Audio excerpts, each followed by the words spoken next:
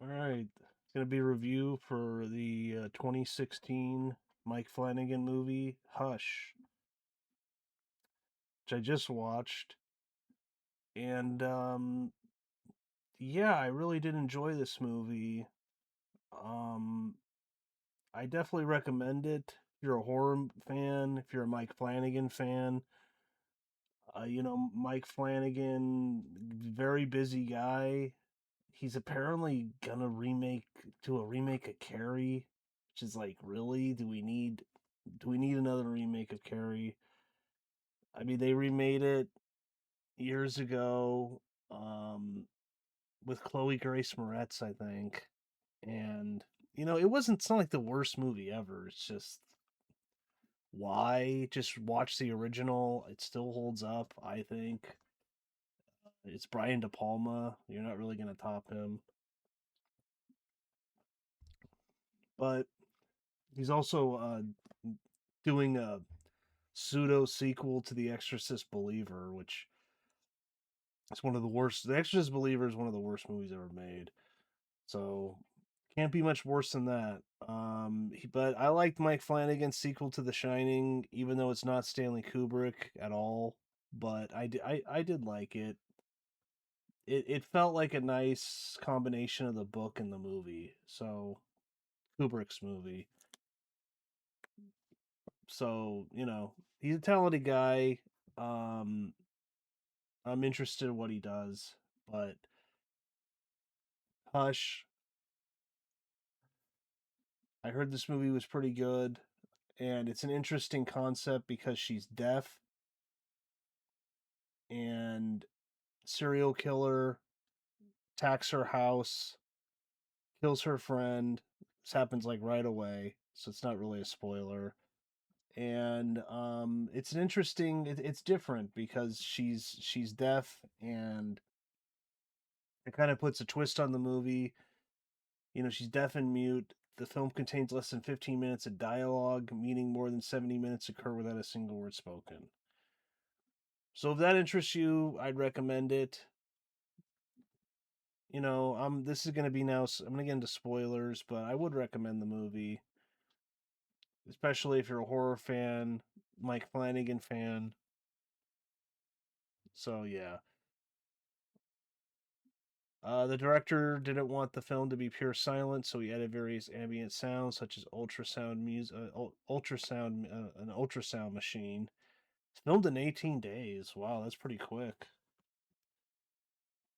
And the lead, uh, Kate Siegel, or sorry, wait, is that her name? Yeah, she's pretty good, especially because she can't talk and she has to constantly act like she's deaf. I thought she did a pretty good job. Man, there's only 5 people in the movie. Wow. I mean, that's like how entertaining I thought it was, because I wasn't getting bored or just like thinking, oh, this is it.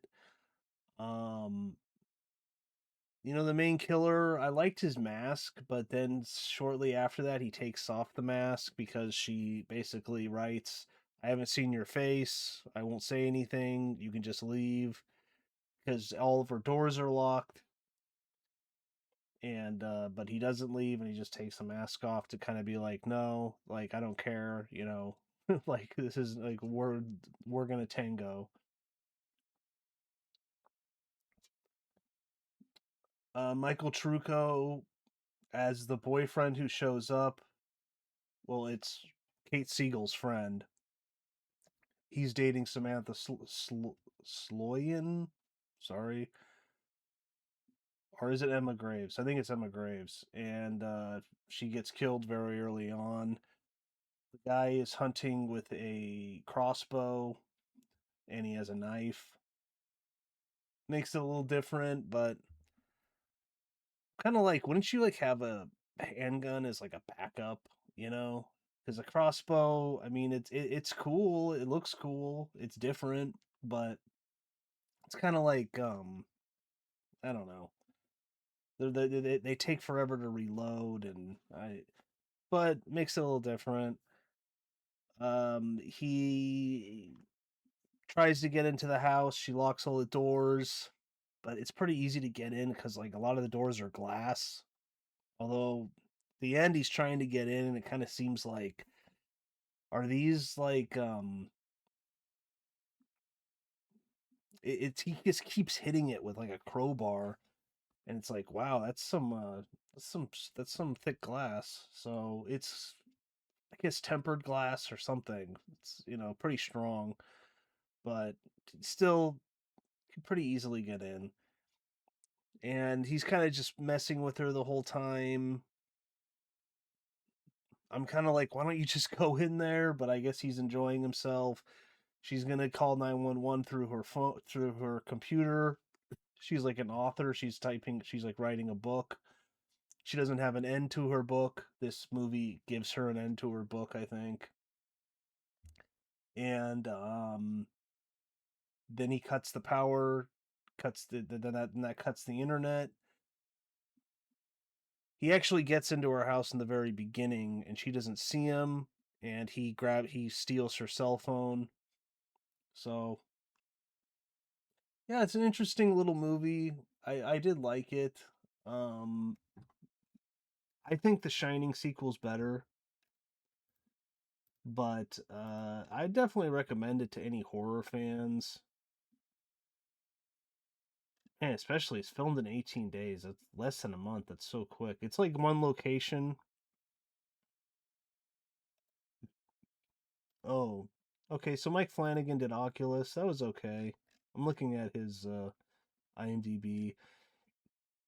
Doctor Sleep, Haunting of Hill House. I hear that's good.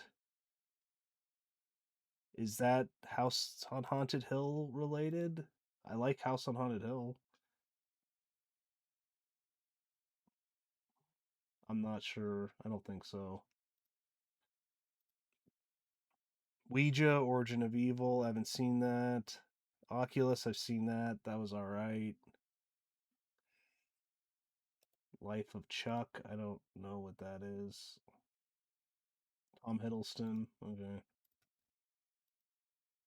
I am interested to see what he does with The Exorcist. Apparently now it's not even connected to Believer, which I don't blame them totally scrapping that because that watch my review on that. I hate that movie.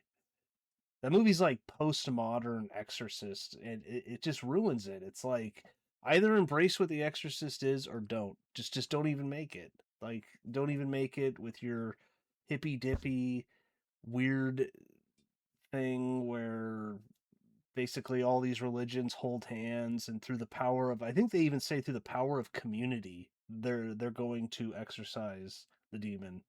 And it's like this is so stupid. Like even if like you're an atheist and you don't believe in this stuff, well, I mean, can you suspend disbelief like for the original Exorcist movie? It's a good horror movie. Like why do you have to ruin it? But yeah, and he's doing Carrie. So but yeah, Hush, I did like it. Comment below, let me know if you're into it or not. Like, comment, subscribe. Um, yeah, it's been a while since I've made some YouTube videos. Sorry, I've changed some of my software and some of the hardware on my computer and everything. So, but anyways, that's about it though. I'll see you next time.